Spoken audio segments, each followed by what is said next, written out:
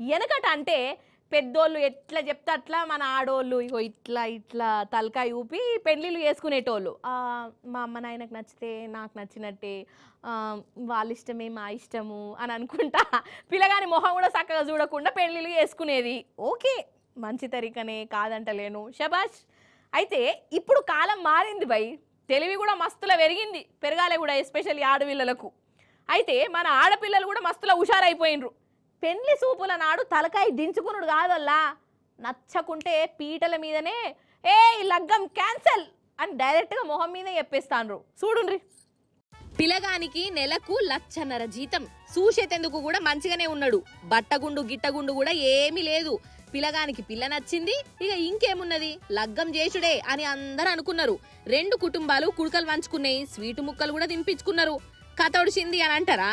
కానీ ఈ లగ్గం అద్దే అద్దు అని ఆ పిల్లగాడు అస్సలే అద్దు అని కూసున్నాడు. ఎందుకు కావచ్చు అని అనుమానం అడకుర్రి. నెలకు 1,50,000 జీతం వచ్చినా 2 లక్షలు సంపాదించినా నాకు ప్రైవేటు కొలువు చేసేటోడు వద్దే వద్దు, సర్కార్ కొలువు చేసేటోడే కావాలే అని మంకు పట్టు పట్టింది. ఉత్తరప్రదేశ్ రాష్ట్రంలో ఒక పెండ్లి పిల్ల తన్లాటనోళ్ళ ఇది. అరే, సర్కారు కొలువు అంటే జిందగీ అంతా మధ్యతరగతి బతికే ఉంటది, ప్రైవేటు కొలువులా ఇప్పుడే నెలకు 1,50,000 అంటే రాను రాను ఇంకా పెరుగుతుంది అని అన్నాయినులేదట.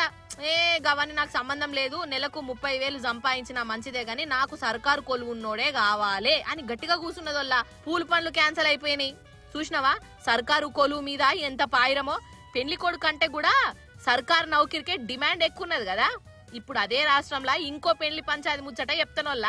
పెండ్లి ఏర్పాట్లు జోర్దారుగా అయినాయి. మండపానికి పెండ్లి పిల్లగాడు పెండ్లి పిల్ల వచ్చి ఉన్నారు, ఇంకా చుట్టాలు దోస్తులు కూడా ఉన్నారు. అంతల్నే పెండ్లి పిల్లగాడు ఇప్పుడే వస్తా అన్నట్టు బయటికి పోయిండట. ఇక పెండ్లి పిల్లోళ్ళ తమ్మునికి ఎందుకు అనుమానం కొట్టి పిల్లగానెనకనే పోయిండు. అయితే ఆ పెండ్లి పిల్లగాడట సిగరెట్ తాగుతున్నాడట సాటుగా పోయి. అందున పక్క పొంటి 2 ఆడదోస్తులు కూడా ఉన్నారట నోళ్ళ. ముచ్చట పెండ్లి పిల్లకి ఎరికైంది, బీపీ లేచింది, పీటల మీదకెళ్ళి లేచి ఈ పెళ్లి నాకు అద్దే అద్దు అద్దే అద్దు అని గట్టిగా అన్నది.